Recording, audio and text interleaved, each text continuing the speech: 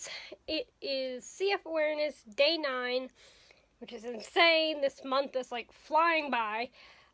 Speaking of flying, I fly to Florida in a week. But today's fact that I want to give you guys is about when we end up in the hospital. And with CF, ending up in the hospital at some point or another is pretty much inevitable, because there comes a point when the bugs in our lungs, the bacteria, just daily maintenance is just not cutting it, and we need that extra help and that extra support. And that comes in the way of tune-ups, which is what my doctors and me have always called them, where we go in for 2 to 3 weeks, usually at a time, and get an aggressive dose of IV antibiotics. And for me, the way I have gotten, some people have like ports that are like a permanent implanted under the skin IV access right here, or anywhere like in the chest area. For me, I do PICC lines when I have to go in, and they are a kind of like a IV on steroids, to put it. It is the PICC stands for peripherally inserted central catheter, and it's basically a tube that goes from here in your upper arm to the tip of your heart. And fun fact, I have had 17 of those in my life. I counted the little scars. But there's no rhyme or reason on how often we go in or when we go in. It just depends on because we have chronic infection that's always there. It just depends on when that flares up, when we need that extra help, and, that's when we go in. Like, last year I went in, I think it was 2 or 3 times. And then, knock on wood, this year I haven't gone in at all. So there's no rhyme or reason. But I have to say that the hospital stays can be pretty boring, because we are stuck in our room the whole time for infection control purposes. And it's not to protect people from us, it's to protect us from other people, because in our day-to-day life, we want to avoid sick people, and there's no more higher concentration of sick people than there is in a hospital. So we are not allowed to leave our room unless we're going out for a test or something like that. So just imagine being stuck in one tiny room for 2 to 3 weeks at a time. Once you start feeling better, you start going a little bit stir-crazy. And then, of course, the IV antibiotics themselves can have side effects that just are not helpful.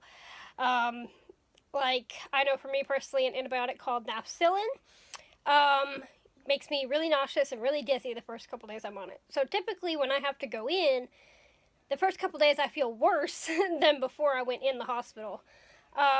And I actually do have some vlogs of me when I was in the hospital, and if I remember, because I'm not great at remembering, I will link some of those below if you want to watch them. But yeah. So with CF, going into the hospital is pretty much unavoidable. Obviously, it tends to lean toward, because CF is a progressive disease, the older you get, the more you're going to be going in, but that's not a hard and fast rule. And you just kind of have to make the most of it, it's not a pleasant thing. It kind of sucks. It disrupts your whole life and you're stuck in a room. But there is positive aspects to it. I've made incredible bonds with some of the nurses just because we see them more than, most people do. And you find ways to get creative and make it as fun as you can. Like, I was in over Christmas in 2014.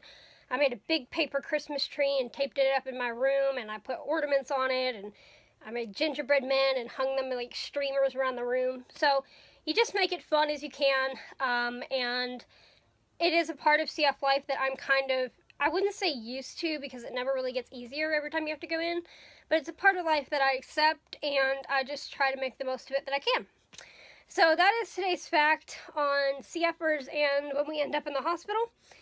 And now I'm going to go sit with Panda. He's doing pretty good today, but I did have to call the vet this morning because I noticed he had a little bit of blood around his incision last night, but they said it was normal, so all's good.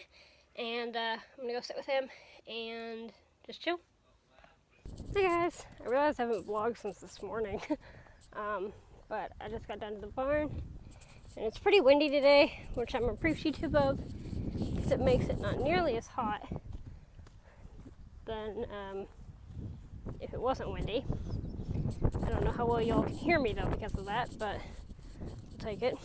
Hello, Maxine.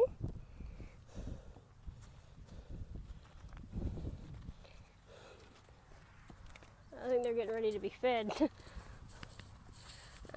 Diamond. Ow, tail. Hi, Chip. I meant to bring a pair of tweezers out here. I forgot. I'll have to get it tomorrow. Miss Lanny. Yeah. I meant to bring a pair of tweezers. Oh well. I picked a tick off a blondie yesterday and it like exploded in my hands and it was really gross. I didn't realize until I came out here that I hadn't really vlogged since this morning.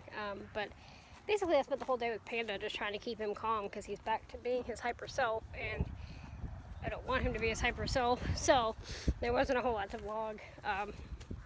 Just spent the whole day kind of cuddling with Panda, sitting with him.